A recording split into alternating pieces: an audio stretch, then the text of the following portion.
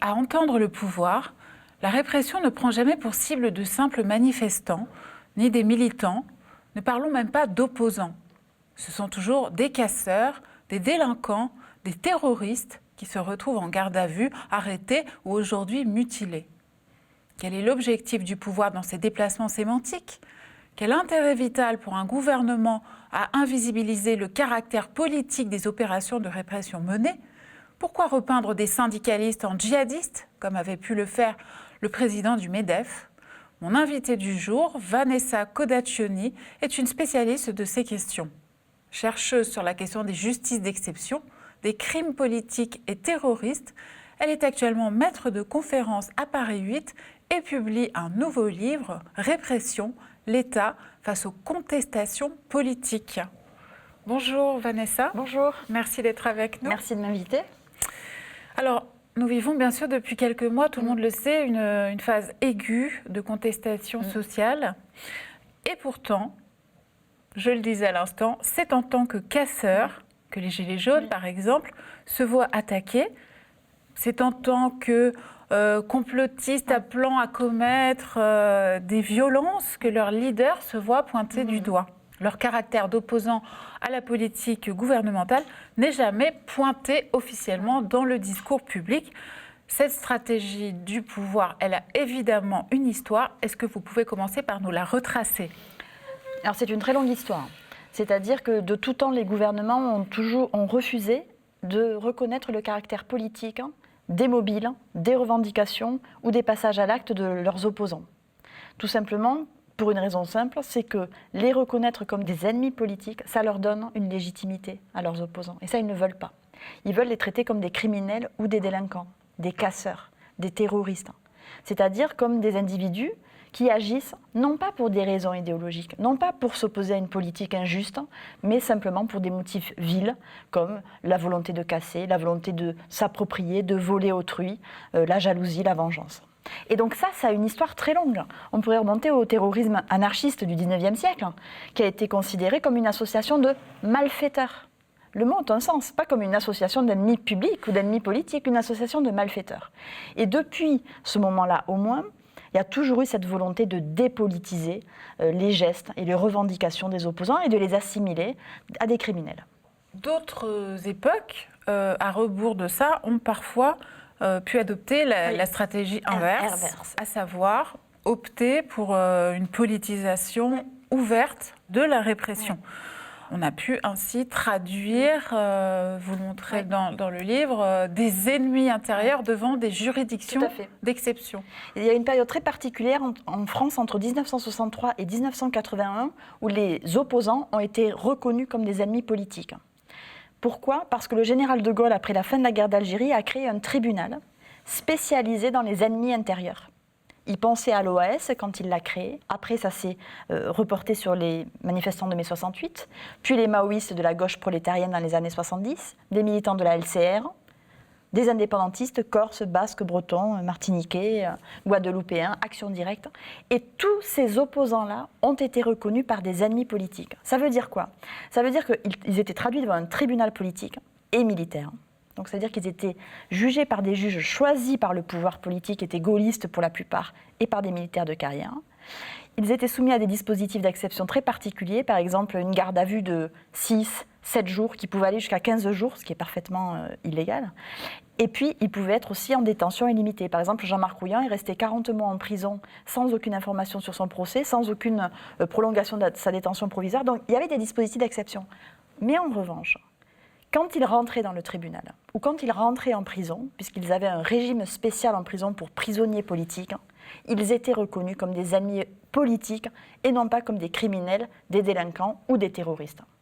Et ça, c'est une période qui s'est refermée à partir de 1981, quand Robert Badinter et François Mitterrand prennent la décision de supprimer ce tribunal d'exception-là, la Cour de sûreté de l'État, et qu'ils décident que le crime politique, finalement, ne sert plus à rien et que tout le monde doit être jugé de la même manière et traité de la même manière. Et à partir de là, on a à la fois une dépolitisation de la répression et une dépolitisation des actes illégalistes d'opposants. Alors, qu'est-ce qui a présidé à cette décision ? Au départ, c'était deux bonnes raisons. Il y avait deux arguments qui étaient tout le temps avancés par Robert Badinter, mais d'autres personnes, comme par exemple l'avocate Gisèle Halimi, qu'on connaît pour ses combats féministes et puis pour ses engagements dans la cause anticoloniale. Deux arguments. Premièrement, la primauté du droit commun sur l'exception. C'est-à-dire que c'est bien d'être reconnu comme un ennemi politique, mais dans le cas de 63 à 81, vous étiez reconnu comme un ennemi politique, mais vous étiez réprimé par l'exception. Être jugé par des militaires, c'est pas rien quand même. Donc ça a des avantages d'être reconnu comme un ennemi politique, mais ça a aussi de gros inconvénients et des grosses contraintes. Donc l'idée de Badinter était de supprimer tous ces dispositifs d'exception-là, qui étaient plus durs que les autres prévenus ou les autres personnes jugées coupables. Première raison. Deuxième raison, un principe fort dans un état de droit, l'égalité de toutes et de tous devant la loi. C'est-à-dire tout le monde doit être traité de la même manière. Mais qui dit tout le monde doit être traité de la même manière veut dire tout se vaut. Le banditisme, le vol, la participation à une manifestation, un attentat. Donc en réalité, à partir de là, tout va être géré par ce qu'on appelle le droit commun, c'est-à-dire le droit ordinaire.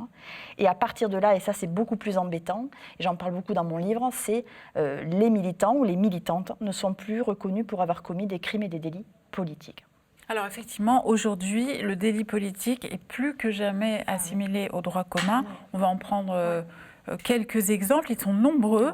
Pendant la loi travail en 2016, on a vu beaucoup d'inculpations pour outrage, pour rébellion, pour port d'armes et pas pour contestation politique. Ouais. Certains humanitaires, en 2018, vous le dites aussi dans le livre, ont été attaqués pour diffamation. Et aujourd'hui, les Gilets jaunes, donc fin 2018 et début 2019, ça donne des inculpations pour participation à un groupement en vue de commettre des violences ou bien entrave à la circulation pour le peuple des ronds-points. Alors, quels sont les avantages pour le pouvoir de ces qualifications ? Ça participe exactement du même processus. C'est-à-dire qu'on va dire, vous voyez bien, ils n'ont pas commis un crime politique ou un délit politique, c'est-à-dire ils n'ont pas fait quelque chose contre l'État ou contre le gouvernement. Ils ont fait quelque chose contre les personnes, une diffamation, un outrage, une rébellion contre un policier ou contre les biens. Ils ont volé, ils ont cassé, ils ont dégradé, ils ont entravé la circulation.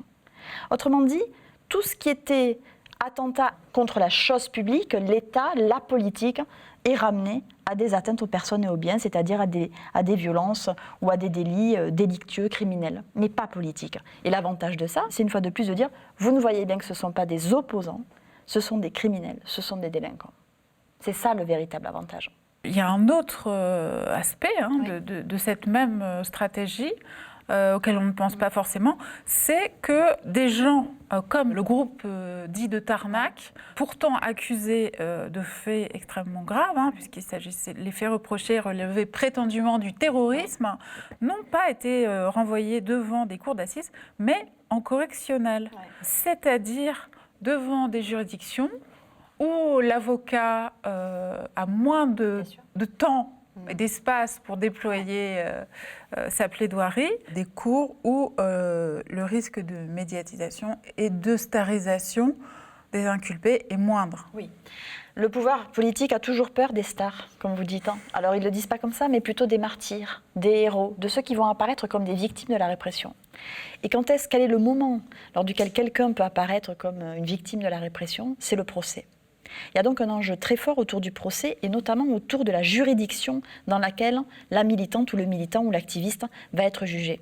Est-ce qu'on fait le tribunal correctionnel, qui est celui des délits, ou est-ce qu'on choisit, donc le pouvoir, les juges, la cour d'assises ? Aujourd'hui, on voit très bien que le choix, c'est de déférer le plus possible de personnes en comparution immédiate. C'est 29 minutes. Qu'est-ce que vous voulez faire en 29 minutes ? C'est uniquement les faits. Donc, il n'y a pas de possibilité de politiser quelque chose. Une revendication, une action, de dénoncer la répression, ça, c'est pas possible. Reste le tribunal correctionnel et la cour d'assises. Les gouvernements ont toujours eu horreur de voir des opposants devant les cours d'assises. Pourquoi ? Parce que les cours d'assises, c'est les jurés citoyens. Et que les jurés citoyens ont toujours eu tendance à, avoir de la sympathie pour des ennemis politiques. Ah oui. C'est-à-dire pour ceux qui avaient agi pour des motifs idéologiques et non pas pour des motifs comme la vengeance, la jalousie, la haine, l'argent. Donc le pouvoir politique a toujours essayé de faire échapper les militantes et les militants en cour d'assises. Il y a eu quelques cas très rares dans l'histoire où ça a été un désastre pour le gouvernement, dans des cas de procès anarchistes, notamment dans des cas de procès de l'OAS, ou un cas aussi d'un procès d'Action Directe en 86 qui s'est mal fini puisque Action Directe a menacé les témoins et donc plus personne n'a voulu juger les membres d'Action Directe. Bon. Donc en général, le gouvernement et les juges font le choix du tribunal correctionnel. Il faut dire aussi que le tribunal correctionnel est le tribunal de choix parce que ce que font les activistes, les manifestantes, les manifestants n'est pas assez grave pour passer en cour d'assises. Donc ça, il faut le reconnaître. Maintenant, le tribunal correctionnel, pourquoi c'est très bien pour le pouvoir central, mais aussi pour les juges? C'est le tribunal des petits procès. Des petites affaires. Comme vous le disiez, l'avocat n'a pas de place dans un tribunal correctionnel. Il ne peut pas faire de grandes plaidoiries politiques, on ne peut pas faire venir des grands témoins qui vont faire des grandes déclarations. Donc on ne peut pas repolitiser la répression, repolitiser ces gestes dans un tribunal correctionnel. Alors certains l'ont fait, c'est le cas de Tarnac où le procès a duré extrêmement longtemps, mais parce que les enjeux étaient extrêmement importants. Et là, on a vu quand même des défilés de témoins, on a vu quand même un procès qui durait longtemps et qui a été médiatisé. Mais c'est extrêmement rare. C'est pour ça que les opposants sont souvent traduits devant le tribunal correctionnel. Ça dépolitise encore un peu plus leurs actions et ce qu'ils ont fait. Il y a aussi une stratégie, dites-vous, qui consiste à dénier toute rationalité aux luttes et à l'engagement, sans aller forcément jusqu'à la psychiatrie. Mais on va prendre un exemple très récent, on va regarder tout de suite un exemple très récent, puisqu'il s'agissait du 27 mars, de l'audition de Christophe Castaner, ministre de l'Intérieur, en commission des lois. On va tout de suite commenter ses propos. Nous devons faire face à des revendications qui ne sont plus des revendications, si ce n'est celle de susciter le chaos. La preuve, la décision qui a été prise dès lundi des manifestants qui étaient sur Paris samedi dernier, de revenir sur les Champs-Élysées. Alors voilà, susciter le chaos, c'est le fanatisme. Je crois que c'est des mots qui ont aussi été employés. Alors ça, c'est tout à fait classique aussi. C'est vraiment ce que vous disiez, c'est-à-dire une manière d'enlever de la rationalité à des actes, de leur enlever toute raison, toute réflexion. Ce qui est commis n'est même pas réfléchi, c'est vraiment de la violence pure. C'est pour amener à de la destruction et donc ce n'est pas politique. On en revient toujours à ça. Et renvoyer au chaos, renvoyer au fanatisme, c'est aussi, malgré tout, pathologiser ce qui se passe et dire que ce que font les activistes, les manifestantes, les manifestants, sur les ronds-points, sur les Champs-Élysées, un peu partout, c'est aussi de la folie quelque part. Ce n'est pas rationnel. Donc si ce n'est pas rationnel, ce n'est pas défendable. Ce n'est pas soutenable. Et quelle est la stratégie aussi qu'il y a derrière tout ce dont on est en train de parler? C'est le fait d'essayer d'enlever de la sympathie à des mouvements qui sont plutôt bien vus par l'opinion publique. C'est aussi de leur dire, il ne faut pas soutenir, il ne faut pas être solidaire. Ça peut aller dans ce sens-là, il ne faut pas, mais ça peut aussi aller dans le sens de la menace. Combien de déclarations de Christophe Castaner ou d'Édouard Philippe ou d'Emmanuel Macron ont assimilé les gens qui soutenaient les Gilets jaunes à des complices? Et qu'est-ce que ça veut dire, complice du pire? Qu'est-ce que ça veut dire être complice d'un mouvement qui a des revendications contre des injustices sociales ou des injustices économiques? Et donc on voit très bien que dire que c'est le chaos, c'est de dire on ne peut absolument pas se solidariser avec ça, on ne peut même pas le comprendre. Donc c'est même dénier vraiment même tout effort de compréhension de ce mouvement. Et ça c'est très grave. Le paradoxe, c'est que, ça vous le dites rapidement dans un passage du livre, c'est que finalement, la tolérance de notre époque et des militants eux-mêmes à la violence est moindre que dans les époques antérieures. Par exemple, la revendication d'actes illégaux est moins fréquente. Oui. Alors ça, c'est quelque chose qui me frappe beaucoup, parce que ça fait quand même maintenant presque plus de 10 ans que je travaille sur les interactions entre militantisme, disons de gauche ou d'extrême gauche et la répression, et je vois cette évolution sur le temps long. C'est-à-dire, à un moment donné, alors c'est pas que l'abandon de la violence révolutionnaire, c'est aussi l'abandon de la revendication d'avoir commis quelque chose d'illégal et de violent. Pourquoi? Comment est-ce qu'on peut expliquer ça? On peut l'expliquer de deux manières. D'une part, parce que la répression devient de plus en plus dure. Il devient aujourd'hui beaucoup plus risqué de commettre quelque chose d'illégal, de violent, qu'il y a peut-être 20 ans ou 30 ans. Les casseurs, avant, dans les manifestations, ce qu'on appelle les casseurs, des gens qui commettaient des violences, ils ne risquaient pas des peines comme on le voit aujourd'hui. Ça, c'est la première chose. La répression devient de plus en plus dure. Du coup, il y a aussi une plus grande peur de la prison, une plus grande peur du procès. Par exemple, avant, moi j'ai beaucoup travaillé sur le militantisme communiste pendant la guerre d'Algérie, la guerre froide, la guerre d'Indochine. Aller en prison ou aller au procès, c'est comme ça qu'ils disaient, faisait partie de l'engagement. Donc, et on n'hésitait pas à dire devant le tribunal, devant la presse, devant les camarades, oui, j'ai commis tel fait. Oui, alors ça n'allait pas jusqu'aux actes terroristes ou au sabotage, mais oui, j'ai fait quelque chose d'illégal, oui, j'ai désobéi, oui, j'ai porté atteinte à l'armée, j'ai injurié l'armée, j'ai dit... C'était reconnu et c'était politisé. Pourquoi est-ce que j'ai commis ce crime-là ou ce délit-là? Parce qu'en réalité, je réponds au crime de l'État. Et ça, c'est vrai que ça a complètement disparu, par peur de la répression, mais aussi par cette peur d'aller en prison et d'aller au procès, qui est tout à fait compréhensible. Le coût de la répression aujourd'hui est énorme et est inutile, puisque la répression est dépolitisée et ne permet plus de valoriser des luttes et des gestes.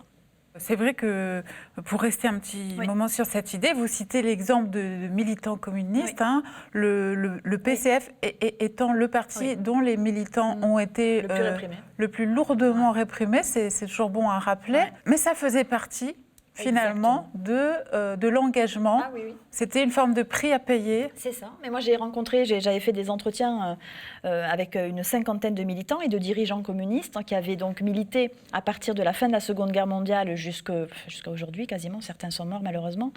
M'expliquaient très bien qu'ils cherchaient même à aller en prison ou au procès. Parce que c'était bien, parce qu'on allait pouvoir politiser la cause du Vietnam libre, des injustices de l'État, de l'État capitaliste et bourgeois. Et donc, aller au procès ou aller en prison, ça avait une signification politique, ça faisait partie, c'était la continuité de l'engagement. Et on ressortait de prison, on allait militer. Mais c'était une autre époque. On retrouvait du travail facilement une fois qu'on sortait de prison, par exemple. Aujourd'hui, on est dans une société qui dévalorise, qui nie, qui est violente vis-à-vis des personnes qui ont un casier judiciaire ou un passé d'incarcération. Donc, ça n'a pas la même valeur d'aller en prison. Et puis, petit à petit, le Parti communiste lui-même a adopté une stratégie légaliste. On peut situer ça à partir de la guerre d'Algérie. La volonté d'accession au pouvoir fait qu'il devient illégitime de revendiquer des actions violentes ou des actions illégales. Et il y a même des consignes qu'on retrouve dans l'Humanité disant on arrête tout ce qui est illégal et on le revendique encore moins. Mais effectivement, c'est le parti, je pense, qui a été le plus réprimé et qui a fait de la répression vraiment une stratégie qu'il a pensée, la répression. Avec des avocats politiques, des avocats militants, avec des témoins qui faisaient toujours les mêmes procès. Il y avait des témoins clés qui tournaient dans les procès pour politiser des causes. Et puis les accusés eux-mêmes, dans les procès politiques communistes, faisaient de grandes déclarations politiques pour dénoncer la politique gouvernementale, la politique étatique, pour défendre des causes et pour dire que ce qu'ils ont commis n'est pas un crime. Ils n'ont pas commis de crime, ils ont juste répondu à des injustices du gouvernement. Et ça, c'est vrai qu'on le voit moins aujourd'hui. C'est quelque chose qui s'est perdu. Alors, vous citez, ça c'est assez drôle, une lettre historique de Lénine donnant des conseils aux combattants, même peut-on dire arrêtés, pour leur intimer l'ordre de refuser la stratégie du pacifisme et refuser que leur avocat, pour obtenir leur libération, aillent sur ce terrain-là et minimisent la violence de ce qu'ils avaient commis. C'est ça. Alors c'est une lettre qui est vraiment merveilleuse de Lénine, mais qui est d'une violence incroyable contre les avocats. Il les traite de vieux salauds. Enfin, bon, il faut expliquer pourquoi. D'une part parce qu'il y a toujours eu au sein du mouvement communiste international et français aussi une méfiance vis-à-vis des avocats. Pourquoi? En raison de leur origine bourgeoise. L'avocat, c'est le bourgeois, donc c'est le possible traître. C'est celui qui ne comprend pas véritablement la classe ouvrière. Et les avocats étaient considérés comme des intellectuels et tout ça devait faire une autocritique, sinon ils ne pouvaient pas rentrer dans le parti. Il y avait ça. Mais il y avait aussi cette croyance que l'avocat, aussi de ses origines, mais pas seulement, est quelqu'un de légaliste, qui ne va pas politiser la répression, qui ne va pas politiser le tribunal et ne va pas politiser les gestes qui ont été commis et qui va être dans le pur droit, voire même qui va nier la violence qui a été commise par les militants pour les faire sortir de prison. Et ça, Lénine dit, ce n'est pas possible. Il faut assumer les gestes qu'on a. On est en 1905, donc il faut assumer les gestes qu'on a faits, quitte à se sacrifier. Par ailleurs, Maurice Thorez, c'est un mot qu'il employait souvent à l'encontre des camarades, il leur disait, il faut du sacrifice. C'est-à-dire accepter jusqu'au bout ses actes, même devant le tribunal. Mais il y avait toute une stratégie, toute une réflexion communiste. Par exemple, on ne demandait pas la grâce au président de la République. Parce que demander la grâce, c'était demander quelque chose à l'État. Donc On ne demandait rien à l'État. On ne demandait même pas de sortir de... J'ai retrouvé dans les archives du Parti communiste des consignes où il était interdit de demander une amnistie ou une grâce pour des militants parce que c'était déjà demander quelque chose. Donc c'était vraiment quelque chose de très poussé, assumé jusqu'au bout. Bon, c'était avec des conséquences parfois dramatiques, hein, parce que si le Parti communiste vous soutenait dans ce que vous aviez fait, c'était extraordinaire, vous étiez soutenu par tout le parti, votre nom était dans l'humanité. Mais si vous aviez commis le geste de trop, vous aviez porté des valises pendant la guerre d'Algérie, par exemple, vous aviez saboté, vous avez fait quelque chose qui ne correspondait pas à la ligne, vous n'avez plus rien, plus aucun soutien. Les avocats du parti vous lâchaient, et c'était une forme de mort sociale. Donc, avec des coûts parfois très graves, hein, cette notion de sacrifice, par rapport à la répression, pouvait avoir des coûts dramatiques, et a eu des coûts dramatiques pour certains militants et militantes. Alors, on a vu surgir aussi, assez récemment, quoique, vous allez nous dire si tout ça a une histoire, l'imputation de terrorisme face aux résistances syndicales ou aux injustices sociales. Prenons un seul exemple, mais on pourrait citer même des journalistes, des éditocrates hein, sur ce thème. Pierre Gattaz, au plus fort des mobilisations contre la loi travail, avait ainsi déclaré dans le quotidien Le Monde le 31 mai 2016 « Faire respecter l'état de droit, c'est faire en sorte que les minorités qui se comportent un peu comme des voyous, comme des terroristes, ne bloquent pas le pays. » Comment en est-on arrivé là ? Il y a une histoire de ça. Les activistes ont toujours été considérés comme des terroristes par certaines et certains, et notamment par les juges. Dans le tribunal, on disait « mais vous voyez bien que vous êtes des terroristes ». Mais ça n'avait pas d'implication. Ça n'avait pas véritablement d'implication et sur l'opinion publique et en termes de peine ou en termes de répression. Aujourd'hui, les choses ont changé. Déjà, symboliquement, dire aujourd'hui de quelqu'un qu'il est un terroriste, c'est peut-être pas la même chose après les attentats du Bataclan ou de Charlie Hebdo qu'avant. Ça a une résonance émotionnelle forte parce que le pays a beaucoup souffert de ces attentats-là.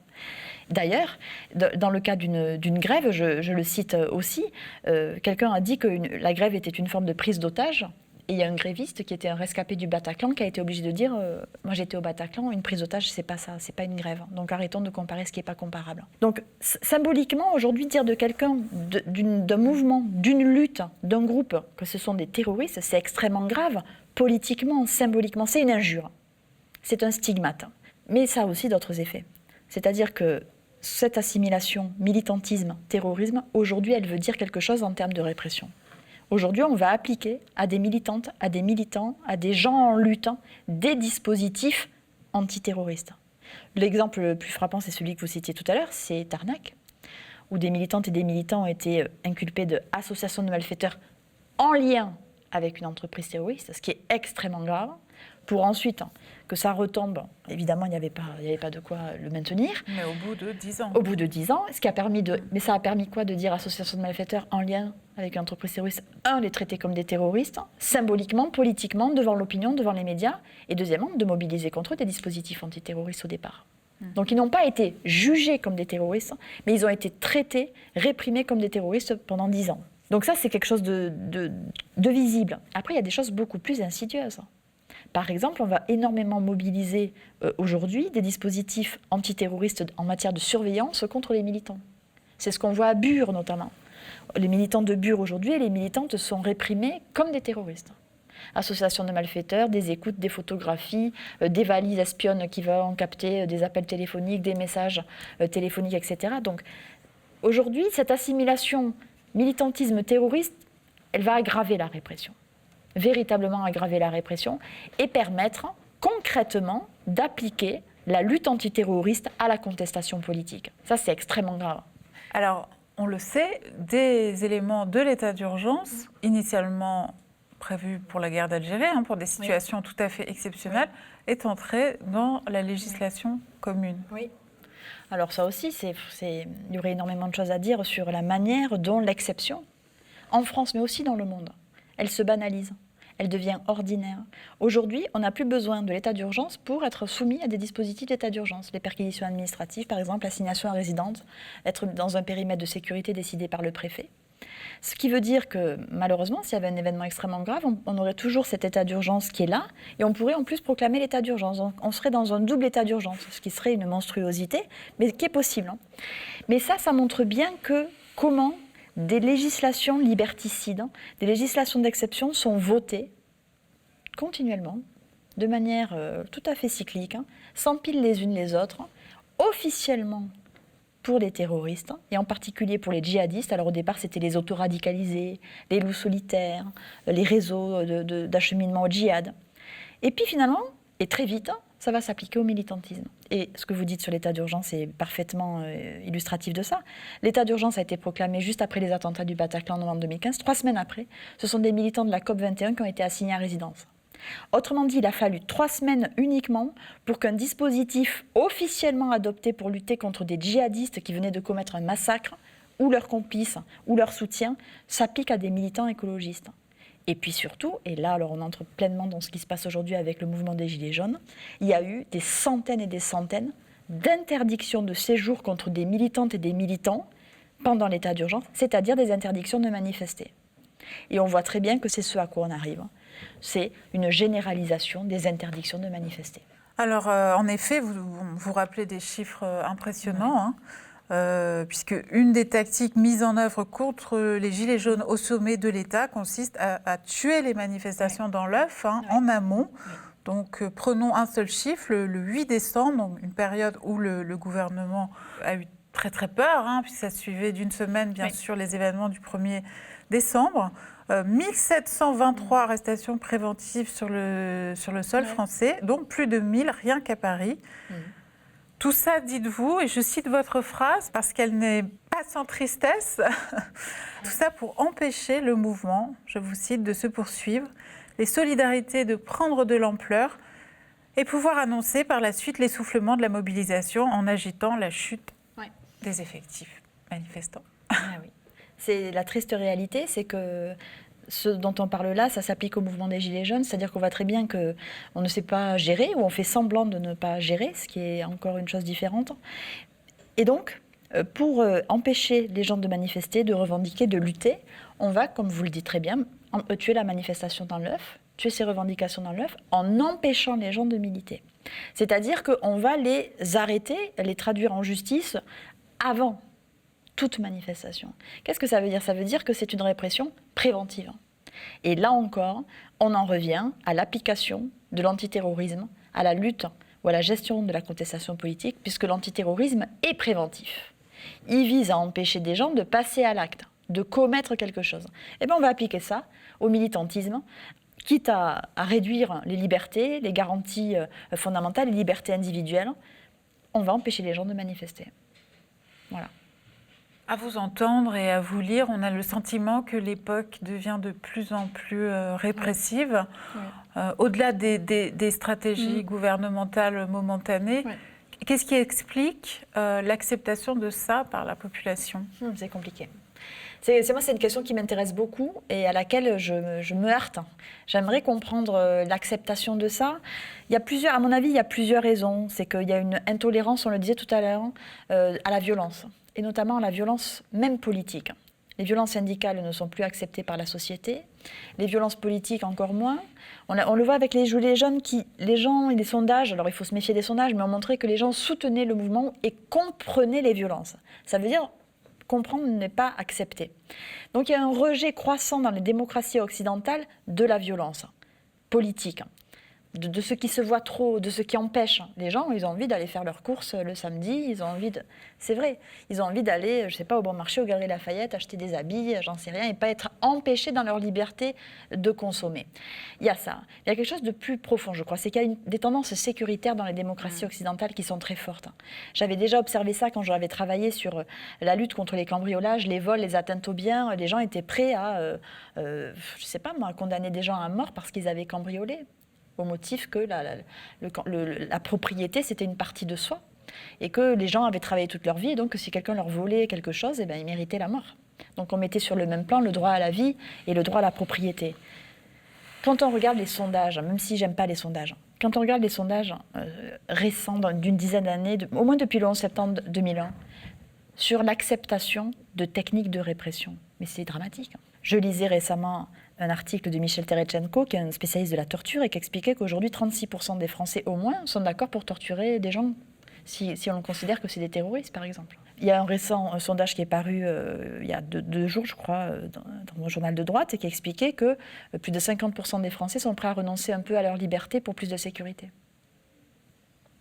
Et donc on voit très bien qu'il y a cette tendance, la sécurité devient primordiale, au détriment de la liberté des autres, mais aussi au détriment de sa propre liberté. Avec toujours cet argument qui est insupportable, qui est « je n'ai rien à me reprocher ». Donc je n'ai rien à me reprocher, vous pouvez y aller, mais c'est un argument totalement faux. Parce que tout le monde peut avoir à un moment donné quelque chose à se reprocher, et parce que si le gouvernement veut vous trouver quelque chose, il le fera. Il va venir dans votre Facebook, il va venir dans vos mails, il va écouter vos conversations téléphoniques. Donc cet argument-là, faites ce que vous voulez, votez vos lois répressives, empêchez les gilets jaunes de manifester, moi ça ne me concerne pas, eh bien, est un argument très dangereux. Et qui permet d'expliquer ça aussi, je crois. Que ça passe, que presque tout passe. Il y a ça. Et puis, il y a le mécanisme institutionnel qui fait qu'aujourd'hui, avec la majorité parlementaire, le fait majoritaire, c'est-à-dire qu'un président de la République est toujours assuré d'avoir quasiment une majorité à l'Assemblée nationale, il a une idée de répression, il la transforme en projet de loi, son idée de répression va devenir une loi. C'est toujours voté. Quelles sont les lois répressives, liberticides, qui en France n'ont pas été votées? Aucune. Proposée par un président, un gouvernement, aucune. La seule chose qui n'a pas marché, mais ça n'avait rien à voir avec ça, c'est la constitutionnalisation de l'état d'urgence. Mais l'état d'urgence a été voté, toutes les prolongations ont été votées sans sourciller, la loi renseignement a été votée, celle qui a intégré l'état d'urgence dans le droit commun a été votée, la loi anti-casseurs a été votée, enfin on ne s'en sort plus. Là, je crois qu'il y a un problème. C'est-à-dire que là, et on ne peut rien faire contre ça, à moins de changer les institutions. Mais tout de même, vous êtes une spécialiste de la répression et de ces techniques gouvernementales. Votre hypothèse intime par rapport à, finalement, cette soumission de la population à ce type de loi ouvertement liberticide, et finalement cette espèce de résignation à voir les libertés publiques être grignotées au fil des ans. Mon intime conviction, c'est qu'il y a une droitisation de la société, et que la droite, c'est l'ordre, c'est la répression, et que malgré tout, il faut bien dire que la répression, même si elle touche l'extrême droite parfois, vise plutôt les mouvements progressistes, les mouvements de gauche, les mouvements d'extrême gauche. Et donc, qu'il y a beaucoup de gens qui ne se sentent absolument pas concernés par ça. Et parce qu'il y a aussi cette absence de conscience que la répression, elle peut se retourner contre toutes et tous du jour au lendemain. Et il n'y a pas... Ça, c'est quand même quelque chose qui me terrifie. Il n'y a pas cette conscience de si quelqu'un arrivé au pouvoir avec des intentions encore plus mauvaises qu'aujourd'hui, oui, ça doit être possible. On pourrait trouver ça, je pense, sans problème. Qu'est-ce qui se passerait? Il n'y a pas cette conscience. En fait, les gens aussi ne savent pas ce qu'on a. Mais je pense que beaucoup même des hommes politiques et des femmes politiques ne savent pas qu'est-ce qu'on a dans notre appareil répressif. Si on faisait le bilan de ce qu'il y a dans notre appareil répressif aujourd'hui, entre les multiples lois sécuritaires, l'article 16, l'état du... Enfin, je pense que beaucoup seraient peut-être effrayés, je l'espère. Malgré tout, au milieu de ce paysage un peu crépusculaire, il y a quand même un signe d'espoir, avec toutes les réserves que vous posiez tout à l'heure, qu'on peut voir à travers ce mouvement des Gilets jaunes, parce que finalement, le soutien au sein de la population n'a pas autant pâti qu'on aurait pu le craindre, l'imaginer, des nombreuses imputations de violences faites à ses membres et des images spectaculaires que les chaînes d'information ont à leur habitude complaisamment laissé tourner pendant des jours et des jours. Alors, comment est-ce que vous expliquez que finalement, les méthodes usuelles, y compris de manipulation de masse par le gouvernement et les médias, n'aient pas fonctionné si bien que ça et que l'opinion résiste? Alors je crois qu'il y a quelque chose de très important dans l'acceptation de ce mouvement, dans le soutien, la sympathie, c'est que les personnes qui manifestent les Gilets jaunes, ce sont monsieur et madame tout le monde. Ce ne sont pas des individus qui vont être étiquetés comme des militants. Ce qu'ils défendent, c'est des revendications qui paraissent à tout le monde légitimes, non politiques précisément aussi. Pourtant, ce sont des revendications politiques, mais qui ne s'inscrivent pas dans un parti politique. Ça, je pense que c'est ça qui a joué. Ce mouvement des Gilets jaunes, les militantes et les militants du mouvement des Gilets jaunes ne sont pas apparus comme des gens de droite, de gauche. Même s'il y a eu énormément de débats pour savoir comment est-ce qu'on pourrait les tirer d'un côté ou de l'autre et comment est-ce qu'on les assigne. Je ne sais pas si vous avez remarqué, mais il y a eu toujours cette volonté d'assigner le mouvement des Gilets jaunes à un courant, à quelque chose. On cherchait une phrase, ah oui, si celui-là il a dit ça, c'est bien qu'il est d'extrême droite et que le mouvement est d'extrême... Ou l'inverse. Or, quand on écoutait à la télé, ou sur les plateaux télé, ou même dans la rue, des gens parler, Ils n'étaient pas comme des militants, ils n'avaient pas Donc je pense que c'est ça qui a joué. Je pense que ça aurait été des militantes et des militants d'un parti politique, d'une organisation connue ou inconnue, le soutien n'aurait jamais été le même.